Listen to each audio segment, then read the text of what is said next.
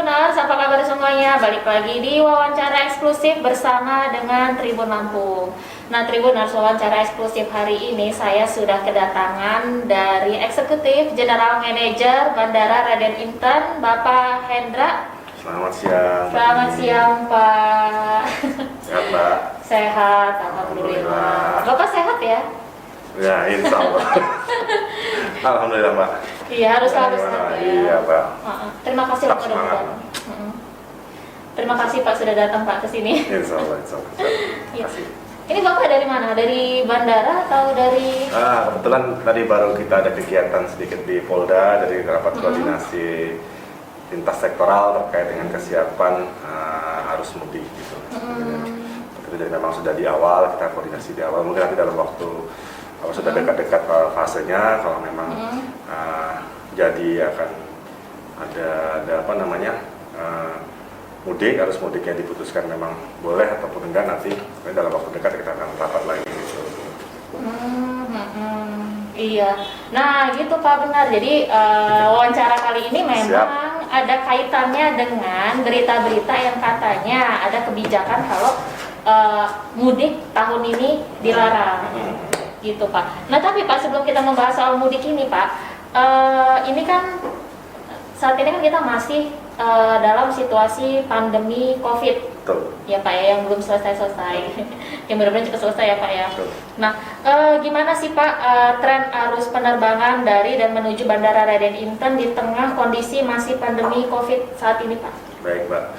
Jadi mungkin dapat saya gambarkan ya sekilas. Jadi memang untuk pergerakan tahun 2021 ini, jadi sepanjang Januari hingga Maret saat ini memang kita masih mengalami penurunan tapi dalam pembandingnya adalah kondisi normal ya. Kondisi normal, jadi kita baru tercapai sekitar 28 hingga 30% terhadap jumlah pergerakan penumpangnya. Tapi memang ada optimisme sedikit dari kita, khususnya di bulan Maret ini. Jadi terhadap apabila kita bandingkan untuk pergerakan Januari hingga Februari, memang ada sedikit peningkatan, yaitu sekitar untuk pesawatnya sekitar 17% dan untuk penumpangnya hampir 28%.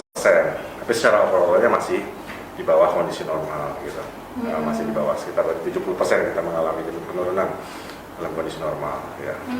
Iya, tapi sudah mulai ada peningkatan ya Pak? Ya, kalau untuk Februari Maret ini memang fasenya sih setiap tahun secara historisnya begitu. Jadi memang di Januari Februari setelah fase liburan panjang, biasanya di Desember mereka akan sedikit mengalami ada kita sebut ya low season lah. Nah, mungkin di Maret sudah mulai bergerak, ada peningkatan walaupun tidak terlalu signifikan gitu. Jadi rata-rata per hari sekarang sudah sekitar 1.200 orang, 1.200 penumpang datang dan pergi. Jadi sebetulnya di kondisi sekitar bulan Januari Februari mungkin masih di bawah 1.000. Tapi masih jauh dari kondisi normalnya kan sekitar 5.000 penumpang gitu. Oh, seharusnya 5.000 penumpang dalam sehari itu tuh kondisi sebelum pandemi COVID ya Pak ya? Iya, betul. Nah di awal pandemi COVID itu apa kondisinya memang jauh lebih menurun lagi Pak dulu di awal 2020 itu? Ya, untuk di awal pandemi, kan karena memang kita ada apa namanya ya ketentuannya memang kita tidak dulu bertahap ya, ada yang benar-benar kita tidak boleh melakukan aktivitas penerbangan, lalu ada peningkatan yaitu exemption flight ya istilahnya, yaitu penerbangan pengecualian hingga tadi dengan adanya tadi kriteria perjalanan khusus di transportasi udara seperti itu. Ya, seperti yang terakhir ini tanggal 26 Maret kemarin kita baru dikeluarkan oleh gugus tugas nasional yaitu SE nomor 12 tahun 2021 yaitu yang mengatur lagi kriteria untuk perjalanan untuk transportasi di masa pandemi. Salah satunya juga mengatur di transportasi udara gitu. Itu bahwa kita sekarang syaratnya bisa selain bisa menggunakan PCR yang berlaku 3 kali 24 jam atau kita bisa menggunakan rapid test antigen yang berlaku 2 kali 24 jam dan yang terakhir sekarang sudah bisa Genos gitu loh, Genos C19. Tapi memang untuk di bandara saat ini kita memang sedang persiapan untuk mengadakan itu, kapasitas itu. Karena sementara akan dilakukan uji coba dulu di 4 bandara. Kalau di Lampung belum ya Pak? Lampung belum. Jadi kalau untuk beberapa bandara itu diantaranya ya Surabaya, Bandung dan Palembang. Dan satu lagi saya nggak mungkin kayak ini sepertinya yang di mana Sentani kalau nggak salah. Ya. Iya. Nah jadi kalau misalnya penumpang ini mau naik pesawat untuk saat ini nih dia bisa pakai PCR atau pakai rapid antigen? Iya. Dan bisa Genos nanti per 1 April. Oh Genos nanti per 1 April. Per 1 April. Tapi kita masih menunggu juga sih informasinya sekitar hari ini sedang dilakukan pembahasan untuk mungkin juklaknya ya.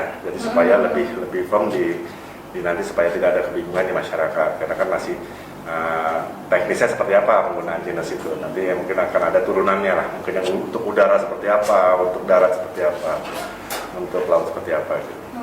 Oh jadi belum ada Pak. Tadi saya mau tanya tuh Genos itu dia peraturannya seperti apa? Belum ada. Belum ada ketentuannya, tapi ya pasti salah satunya sudah bisa diakomodir menggunakan Genos. Tapi teknisnya seperti apa itu nanti yang akan ada turunan. Iya Pak. Nah kemarin itu Pak ada beberapa orang yang nanya sama saya gitu. Itu sebenarnya kalau PCR sama yang rapid test antigen itu berlakunya tuh dia bisa berapa hari gitu Pak? Kalau PCR itu atau itu bisa berlaku 3 kali 24 jam 3 hari. Jadi kalau untuk yang swab sekarang ini antigen itu 2 kali 24 jam 2 hari. Gitu. Nah, kalau yang Genos yang saya pahamin itu di hari yang sama. Jadi kalau sebelum berangkat dia lakukan Genos gitu. Jadi hari itu jadi hanya untuk hari itu Genos itu. Karena nanti teknisnya tadi kita masih menunggu juga gitu. Iya teknisnya gimana? Apa di bandara atau gimana gitu? Kalau kita ngadop yang sudah ada di kereta api dan lain-lain itu kan kurang lebih itu ya di hari yang sama dia sama gitu harusnya sama. Gitu. Nah kita dan 1 April pun masih uji coba kita lihat juga nanti kan kelemahan kekurangannya seperti apa, keuntungannya seperti apa dan itu menjadi evaluasi. Nanti di setiap bandara memang ditargetkan ke depannya memang harus memiliki layanan itu Genos. Jadi memang Genos itu memang masih banyak, memang masih ada yang menanyakan, banyak yang menanyakan gitu. Jadi tunggu aja nanti ya Pak ya peraturannya gimana. Ya tunggu kita tunggu. Pasti ada pengumuman resminya. Pasti per 1 April sudah ini ya sudah diberlakukan. Tapi teknisnya nanti kita tunggu. Iya. Iya. Nah, gimana sih Pak penerapan protokol kesehatan di Bandara Raden Inten Pak saat ini? Baik. Jadi kalau untuk penerapan Bandara Raden Inten kita tetap sebagai pengelola bandara tetap konsisten ya Mbak ya, kita melakukan atau mengedepankan ada dua program pertama kita yaitu biosafety dan biosecurity management, yang mana memang pendekatannya ada di 5 inisiatif utama kita, bahwa kita harus lakukan physical distancing, kita harus pastikan melakukan work protection terhadap seluruh pengguna jasa ataupun karyawan kita, lalu kita lakukan ada hygiene and sanitation facilities, kita ada kelengkapan, kita juga mengedepankan melakukan touchless processing, jadi kalau bisa semuanya sifatnya touchless gitu loh. Nah, jadi mungkin ada 5 pendekatan yang kita lakukan seperti itu.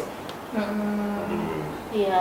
Nah, itu Pak, kalau dari penumpangnya sendiri kan meskipun mereka sudah bawa hasil itu tetap ada apa sih Pak, kayak suhu gitu? Iya, suhu karena memang itu kan untuk memastikan bahwa ada rating sekitar 37,3 itu dia tidak boleh dari tidak diperkenankan untuk terbang gitu, karena itu salah satu syaratnya juga kan, ya harus ada suhu itu kan suhu. Iya, jadi walaupun dia sudah bawa rapid antigen atau sudah bawa PCR, bagian sih biasanya itu bagian dari pengecekan ininya ya, rapidnya gitu, seperti itu. Iya, jadi kalau 37 nggak boleh masuk udah ya, harus bawa rapid antigen gitu ya. Nah Pak, sekarang kita ke mengenai kebijakan larangan mudik yang baru-baru ini beritanya tuh heboh bener gitu ya. Iya, ya di medsos, ya di online, di koran itu. Betul.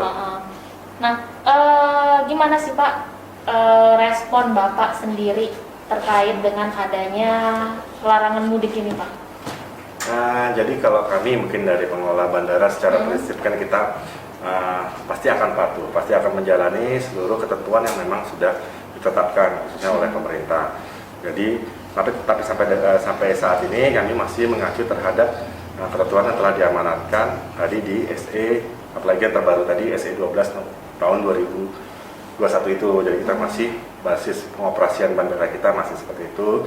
di masa pandemi kita harus ada beberapa hal yang harus kita penuhi tadi seperti saya sampaikan di awal bahwa persyaratan, lalu di lapangan juga kita tetap lakukan protokol kesehatan tadi dengan biosafety dan biosecurity management, juga kita lakukan penyesuaian terhadap jam operasional gitu kan. Jadi saat ini kan kita kurangi jam operasionalnya tadi untuk mengakomodir, kita juga harus bagian dari proteksi kita terhadap para tenaga kerja kita juga, supaya jangan terlalu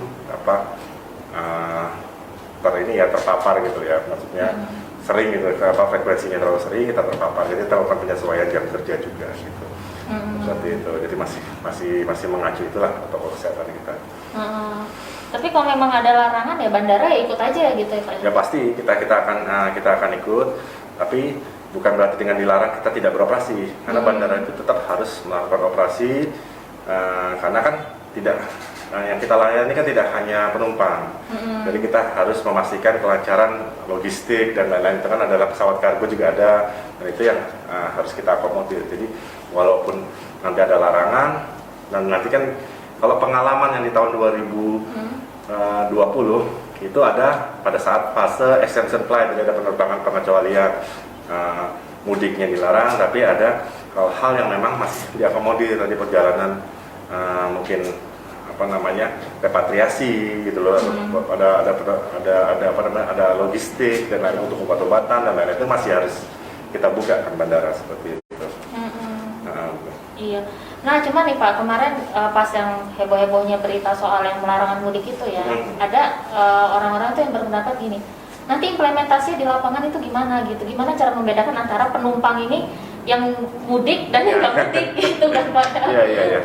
Jadi kalau itu sudah pasti sih nanti akan diatur di pasti nanti kalau memang sudah dipastikan itu akan ada larangan, pasti tentunya ada yang sifatnya peraturan ya yang akan keluar seperti itu, dan itu ya pasti semua teknisnya ada akan diatur di situ, siapa yang boleh mudik, siapa yang enggak, dan persyaratannya apa yang ketika dia misalnya contoh saya tidak mudik, tadi kan saya memang melakukan perjalanan dinas, nah itu mungkin nanti ada seperti ini pengalaman yang lama seperti itu. Jadi harus selama ini sih kita tidak mengalami kesulitan sih karena memang secara aturannya itu semua cukup bisa menjadi dasar kita untuk melakukan pembatasan pelaku perjalanan seperti itu. Iya. Oh jadi nanti kemungkinan pasti nanti ada peraturan tambahan ya Pak untuk membedakan ketika sudah pastinya kan nanti mungkin ada aturan yang memang larangan melakukan perjalanan mudik seperti yang lalu gitu kan, ada SE gugus tugasnya juga, nanti mungkin turunannya ada kalau kami dari Matra Transportasi Udara, nanti mungkin dari SE Kementerian Perhubungannya melalui SE Direktur Jenderal Perhubungan Udara juga ada turunannya, semua tuh jelas. Jadi kalau di bandara bagaimana pengaturannya, kalau di pelabuhan seperti itu dan lain-lain. Iya, itu jadi kemarin memang ada omongan-omongan seperti itu tuh membedakannya bagaimana gitu. Kan apalagi kan jumlah penumpang di bandara itu kan bisa dibilang ribuan setiap harinya gitu. Nanti mungkin pasti ada persyaratan, ada teknisnya lah. Pasti ada ya. Pasti pemerintah juga sudah memikirkan itu Pak ya. Kita kan melaksanakan proses atau menjalani suatu prosedur itu kan tidak mungkin tidak ada dasarnya kan. Jadi mau kita ini yang mudik ya, ini nggak bisa seperti itu. Jadi memang ada syaratnya, kalau memang dia tidak mudik karena apa pasti kan ada ketentuannya gitu, ada syarat-syaratnya. Kalau dinas mungkin nanti ada surat dinasnya gitu ya Pak ya. Mungkin seperti itu ya. Nah sudah, kalau dari bandara ini sudah ada koordinasi belum sih Pak dengan pihak maskapai terkait dengan kebijakan larangan mudik itu Pak? Jadi kalau untuk maskapai kita memang baru akan berkoordinasi, karena memang belum sesuatu yang pasti. Tadi memang ada edarannya, kan memang baru sifatnya pemberitahuan ya. Jadi kalau memang sudah ada surat edarannya ataupun surat keputusannya tidak boleh, itu baru mungkin kita akan komunikasi. Tapi kita sudah sejauh ini kan selama ini kita berkomunikasi terus dengan stakeholder kita, baik airlines, baik itu kantor kesehatan pelabuhan juga, kita selalu berkoordinasi, termasuk rencana implementasi JNAS yang akan kita lakukan koordinasi gitu, baik. Dan tapi kembali lagi kalau memang aturannya sudah clear, kita pasti akan lebih memastikan ini seperti itu. Iya, jadi nanti nunggu peraturannya ada, berarti dikoordinasikan dengan maskapai. Iya, karena kita nggak bisa tadi saya bilang melakukan atau merealisasikan suatu prosedur itu tanpa dasar gitu. Jadi pasti, dan alhamdulillah sih mungkin kalau di udara, kami di transportasi udara ini terus update dan memang itu selalu kita lakukan ke masyarakat juga, ke airline, stakeholder kita juga, jadi supaya tidak saling punya persepsi masing-masing seperti itu. Karena dengan melakukan itu aja kadang di lapangan juga masih ada ya yang mungkin masyarakat yang kok begini, misalnya contoh ada yang merasa sudah divaksin, kok saya kan sudah vaksin, kok masih belum boleh, karena memang ketentuannya belum memperbolehkan vaksin itu sebagai syarat untuk terbang seperti itu. Jadi kita tidak bisa, oh iya ya Bapak sudah vaksin, silakan, gitu, nggak bisa kira-kira sendiri karena memang aturannya sudah jelas tidak masih hanya PCR dan rapid test. Nah, ketika sekarang di 5 dengan adanya SSE yang tanggal 26 Maret tersebut bahwa sekarang sudah bisa Ginos, ya berarti kita akan mengakomodir itu. Kita akan merapatkan lagi dengan teman-teman kantor kesehatan pelabuhan bahwa salah satunya sudah bisa Ginos. Nah, seperti apa teknisnya? Nah, kita tadi tunggu lagi gitu loh, acuannya turunannya dari masing-masing pembina, kan dari KKP juga dari Kementerian Kesehatan, kalau kami dari Kementerian Perhubungan punya ini sendiri, punya masing-masing. Gitu. Iya. Nah Pak, ini kan 2 minggu lagi kan Ramadan ya, kalau nggak salah 2 minggu lagi, terus kita juga nanti akan berhadapan dengan Lebaran gitu. Nah kalau di Bandara Raden Inten sendiri Pak, ada kebijakan atau peraturan baru yang khusus nggak Pak terkait dengan layanan di selama Ramadan dan Lebaran ini? Tidak sih, kalau kita sih tidak terlalu ini ya, tidak terlalu ada yang berubah secara ketentuan, tapi mungkin kalau nanti masalah adanya mungkin untuk menghormati umat muslim yang sedang berpuasa, mungkin ada beberapa tenan yang kita syaratkan, apalagi yang mungkin sifatnya dia menjual makanan yang mungkin akan kita tutup, kita tirai atau lain-lain, seperti itu aja sih sebenarnya. Jadi, kalau untuk kebijakan lain selama Ramadan ini tidak ada yang khusus ya Pak? Tidak ada yang khusus, sama seperti biasa. Iya. Nah Pak, kalau saat ini Pak, itu ada layanan dan fasilitas apa saja sih Pak yang ada di Bandara Raden Inten 2 ini? Ya, jadi kalau untuk selain fasilitas pokok, jadi mungkin dalam akomodir kebutuhan penumpang khususnya di era pandemi ini, jadi kami pun sudah membuka fasilitas Airport Health Center, yaitu fasilitas layanan kesehatan, di mana di situ penumpang bisa melakukan tes, rapid test, baik yang antigen ataupun yang antibody. Sementara masih itu layanannya, tapi nggak tahu nanti ketika Ginos apakah akan dikembangkan juga ya layanannya. Mudah-mudahan akan dikembangkan karena itu kan memudahkan masyarakat, karena itu juga sudah diamanahkan oleh Menteri Perhubungan bahwa bandara harus memberikan kemudahan. Jadi fasilitas layanan yang ada di bandara ini sebenarnya sifatnya memang kita memberikan kemudahan. Jadi kayak contoh, sebenarnya kita beli tiket itu kan syaratnya harus rapid test atau ini ya, harus ngecek kondisi kesehatannya. Nah mungkin pada saat dia berangkat mau berangkat tapi sudah habis gitu loh jangka waktunya. Tadi kan ada yang 2 kali 24 jam, ada yang 3 kali 24 jam. Nah itu bandara bisa bantu gitu loh. Jadi kita sudah menyediakan fasilitas, silakan, karena syarat rapid test di bandara itu mereka harus punya tiket gitu loh. Berbeda gitu, dan dia hanya boleh tes di hari itu gitu loh. Jadi ketika dia akan berangkat, dia boleh tesnya di hari itu. Berbeda dengan jadi fasilitas layanan kesehatan yang di luar, kan itu kan bisa sehari sebelumnya atau 2 hari sebelumnya, sepanjang masih mengikuti ketentuan tadi. Iya, jadi kalau yang lupa sifatnya memberi kemudahan kita. Kemudahan ya Pak. Jadi kalau yang lupa rapid test nggak perlu panik ya, ada ya di bandara. Ada di bandara ya. Iya. Nah selain itu ada fasilitas apa lagi Pak di bandara? Ya banyak sih, selain kita fasilitas yang kita tadi yang hygiene and sanitation kita juga lakukan selalu pembersihan, terusnya pasti ya hand sanitizer, ada sesuatu yang saat ini mandatory ya, tempat cuci makan dan fasilitas lain-lain, kursi adanya pemisahan, adanya physical distancing, baik stikerisasi ataupun labelisasi terhadap fasilitas-fasilitas yang tidak yang membutuhkan pengaturan jarak, ya kita lakukan itu ya sebenarnya fasilitas yang sekarang. Tapi kalau yang sifatnya Itu yang rutin. Yang sifatnya pengembangan saat ini memang kita mungkin kebijakannya belum melihat tren juga ya, demand-nya juga belum secara traffic-nya belum mendukung lah kita untuk melakukan pengembangan baik yang fasilitas pokok maupun fasilitas penunjang. Iya Pak. Ada nggak sih Pak pembangunan fasilitas baru di Raden Intan, atau mungkin nanti ke depannya ada rencana pembangunan fasilitas baru Pak? Ya, kalau kita kan memang untuk acuan pengembangan itu sudah diatur di rencana induk ya, saat ini sedang di dalam proses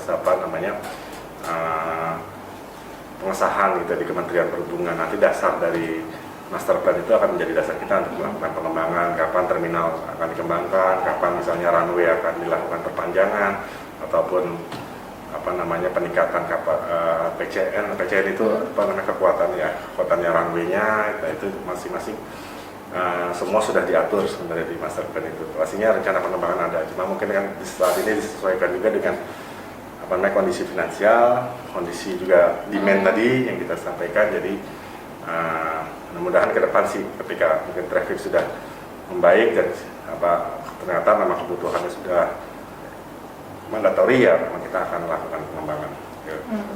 Iya, pasti pengembangan selalu ada. Pasti ada. Ya. Iya. Nah Pak, Bandara Raden Intan ini kan saat ini sudah menjadi bandara internasional. Betul. Ya, benar ya Pak ya. Nah, bagaimana sih Pak traffic penerbangan di Bandara Raden Intan 2 setelah menjadi bandara internasional Pak? Oh, kalau internasional memang untuk sepanjang 2021 bahkan kemarin 2020 itu memang kita belum ada penerbangan internasional ya. Ada waktu itu memang sifatnya untuk umroh charter ya. Jadi memang harapan kita target yang diharapkan oleh masyarakat Lampung, memang kita bisa terbang langsung dari Lampung ke Jeddah ataupun ke Jeddah untuk kebutuhan umroh. Tapi untuk yang lain-lainnya sebenarnya kalau kita rencana awal ada sebenarnya kalau sesuai dengan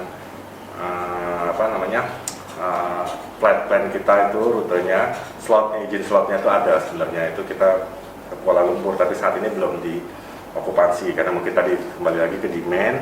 Lalu memang secara ketentuan atau secara edaran dari mungkin dari imigrasi ya, dari imigrasi saat ini kan dibatasi juga, jadi pintu masuk internasional pun saat ini hanya kalau nggak salah ada di 7 bandara, itu Soekarno-Hatta, Kuala Namu, Makassar, Surabaya, lalu ada Manado, dan satu lagi kalau nggak salah ini Batam. Jadi memang Lampung belum termasuk yang memang diperkenankan untuk melakukan proses penerbangan internasional, yang mana itu berarti kan harus ada proses imigrasi di situ. Jadi memang mungkin ada bagian dari pemerintah melakukan pembatasan perjalanan orang sebagai pintu masuk ke luar negeri, jadi sebagai pemutus rantai penularan COVID-19 juga. Jadi memang strateginya membatasi dulu pintu masuknya dari hanya di 7 bandara gitu, yang internasional, dan Bali satu lagi ya. Oh iya, Bali ya Pak ya. Nah, terakhir nih Pak, apa sih harapan Bapak untuk layanan Bandara Raden Intan ini ke depannya Pak? Ya, baik. Jadi kalau untuk Bandara Raden Intan ya tentunya kita sama-sama, bukan harapan kami ya, harapan kita semua ya, artinya memang kita berharap pandemi ini segera berakhir dan seluruh pemerintah dengan segala upaya mungkin yang terakhir kita udah ikhtiar kita melakukan vaksinasi. Saat ini petugas bandara juga sudah divaksinasi Mbak, jadi untuk tahap 1 dan tahap 2 sudah mulai dilakukan juga, jadi nanti tinggal tunggu periodenya. Itu harapan kita adalah membangun kepercayaan gitu kan, membangun kepercayaan masyarakat, akhirnya masyarakat bisa ada keberanian untuk terbang lagi. Nah ketika terbang lagi kan ekonomi kita juga membaik gitu kan. Jadi harapan kita juga untuk masyarakat sendiri ya jangan khawatir apabila akan melakukan perjalanan. Kita terus senantiasa melakukan tadi protokol kesehatan. Kita juga selalu senantiasa melakukan travel campaign, itu safe travel campaign. Jadi untuk memastikan bahwa kondisi bandara itu selalu dalam kondisi aman, selamat dan bersih dan higienis seperti itu. Jadi mudah-mudahan seperti kita bisa kembali ke masa mungkin 1 tahun atau 2 tahun lagi nantinya, bahwa Bandara Raden Intan ini adalah salah satu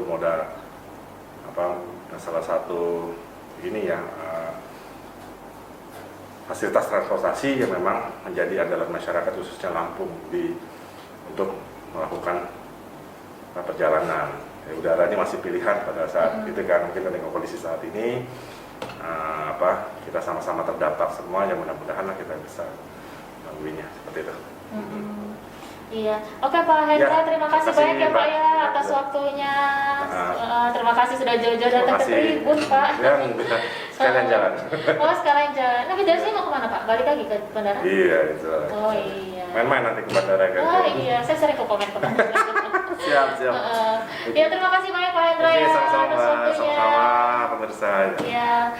Oke, Tribuners, tadi obrolan kita bareng dengan Pak Hendra.